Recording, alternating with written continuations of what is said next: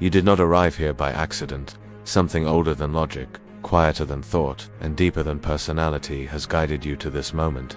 Not the part of you that seeks distraction or stimulation, but the part that notices when life begins to feel unfamiliar. The part that senses when something beneath the surface is shifting, long before the outer world gives you permission to name it. And before anything else unfolds, there is a question that must be asked, not outwardly, but inwardly. What if the unease you feel is not a problem to be fixed, but a message meant to be understood? Perhaps lately you have sensed that the structures of your life no longer hold the same weight. What once felt stable now feels fragile.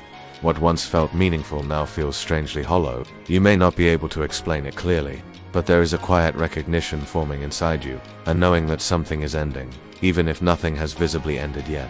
The world you learned to navigate no longer responds the way it once did. Familiar paths feel uncertain, certainties dissolve, and in their place, questions arise. Not dramatic questions, but subtle ones that linger in the background of your awareness, refusing to be silenced. In moments like these, the mind often rushes to label the experience as confusion, anxiety, or failure. But in the symbolic language of the psyche, disorientation is rarely meaningless. It often appears at the threshold of transformation. Long before clarity arrives, the psyche begins to dismantle what can no longer contain the self that is emerging. What feels like chaos may in fact be preparation. What feels like loss may be clearing.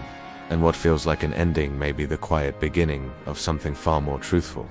Carl Jung understood this deeply. He observed that before a significant psychological shift, the unconscious does not speak in direct explanations. It whispers, it sends symbols, recurring patterns, unexpected emotions, and moments of inattention that seem to arise without cause. Dreams become vivid, old memories resurface, restlessness grows, the psyche begins to loosen its grip on the old identity, not out of cruelty, but out of necessity.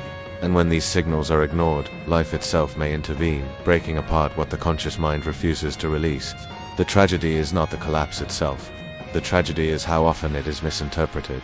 Many people mistake this phase for regression. They call it failure, they numb it, they distract themselves, they cling more tightly to identities that no longer fit, hoping to restore a version of life that has already begun to dissolve.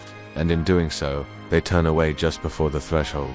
But if you are listening now, it means something in you is paying attention. It means your inner world has begun to awaken, even if your conscious mind has not yet fully understood what is happening. You may have noticed that you are questioning things you once accepted without hesitation. Beliefs that once anchored you now feel unstable. Goals that once motivated you no longer stir the same fire. Relationships that once felt essential may now feel distant or misaligned. This questioning is not rebellion. It is initiation. It is the psyche testing the truth of what it has inherited. It is the soul asking whether the life you are living reflects who you truly are or merely who you learned to be. This process can feel unsettling because it removes the familiar before offering the new. It strips away certainty before revealing clarity. You may feel as though you are standing in a space between identities, no longer fully who you were, but not yet who you are becoming. This liminal state is uncomfortable, but it is sacred. Like a seed cracking open beneath the soil, something essential is happening out of sight. The discomfort you feel is not evidence of failure, it is evidence of growth. As the old structures of the psyche dissolve, you may experience a strange sense of grief, not for something tangible, but for versions of yourself that once felt real. Roles you played for love, identities shaped by expectation, dreams inherited rather than chosen. Letting go of these things can feel like a kind of death, but this death is symbolic. It is not destruction, it is clearing. You are not being punished, you are being prepared. You may also notice a growing sensitivity to what feels false. Conversations that once felt normal now feel draining. Environments that once felt safe now feel restrictive. You may find yourself drawn toward solitude, not because you are withdrawing from life, but because your inner world is reorganizing itself. Silence becomes nourishing. Reflection becomes necessary. The noise of the external world loses its appeal as something quieter begins to take precedence. And in this quiet, signs begin to appear. Not dramatic signs, but subtle confirmations. A book finds its way to you at the right moment. A stranger speaks words that echo your private thoughts. A dream lingers long after waking. These are not coincidences, they are signals of alignment. They are indications that your inner world is beginning to synchronize with a deeper order. Jung taught that real transformation begins when we stop identifying solely with the persona, the mask shaped by social adaptation, and begin listening to the voice beneath it. This voice does not demand perfection, it asks for honesty, it does not shout, it waits. And the moment you begin to listen, the path forward does not necessarily become easier, but it becomes more authentic. If even a few of these experiences resonate with you, then something has already begun. Your life is not falling apart, it is breaking open.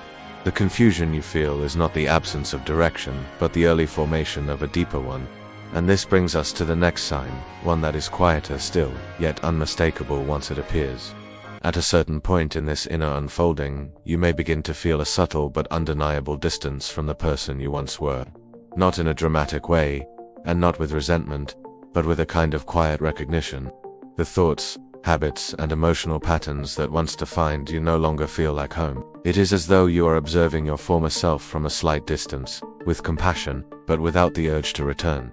This detachment is not coldness, it is maturation. It is the psyche loosening its attachment to identities that have served their purpose.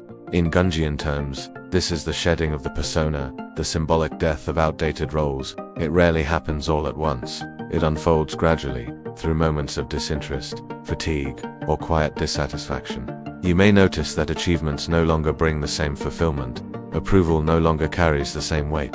The roles you once performed effortlessly now feel constricting, like costumes worn long past their relevance. This shift can feel disorienting because it removes external reference points. When you no longer define yourself by what you do, how you appear, or how you are perceived, you are left with a deeper question: who am I beneath all of this? This question is not meant to be answered quickly. It is meant to be lived into. And as you sit with it, new values begin to emerge, not imposed from the outside, but arising organically from within. You may find that your priorities begin to change. What once seemed essential now feels optional. What once felt urgent now feels superficial. This is not a loss of ambition, but a refinement of it. The psyche begins to seek meaning rather than validation, depth rather than recognition, truth rather than performance. And while this reorientation can feel lonely, it is also liberating. You are no longer driven by borrowed definitions of success. You are beginning to listen for your own. Alongside this shift, intuition begins to play a more prominent role.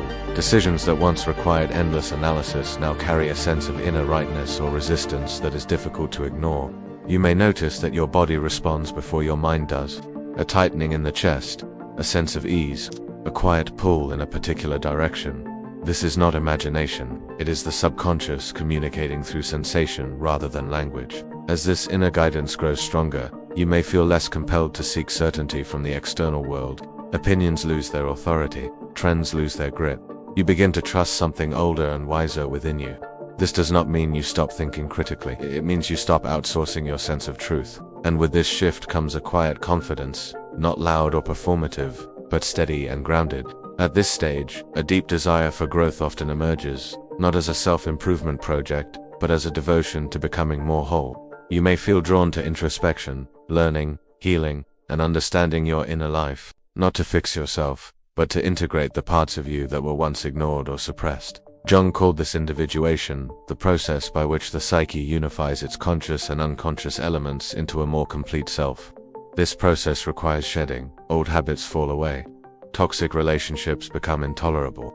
Patterns that once felt normal now feel suffocating. You may feel an irresistible urge to reclaim your energy, your boundaries, your time. This is not selfishness, it is self-respect. You are no longer willing to compromise your inner truth for the sake of comfort or familiarity. Letting go can be painful. Endings carry grief, even when they are necessary. But this grief is not empty.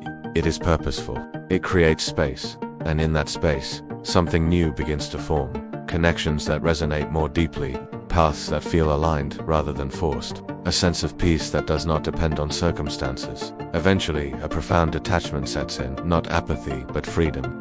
The things that once controlled you lose their emotional charge. Old fears soften. Old obligations loosen. You begin to experience life from a place of alignment rather than resistance. And in this alignment, you recognize that the best stage of your life is not something you arrive at externally. It is something you grow into internally. This is not a dramatic rebirth. It is a quiet homecoming. A return to the self that has been waiting beneath the noise. And if these words resonate, it is because something within you already knows this truth.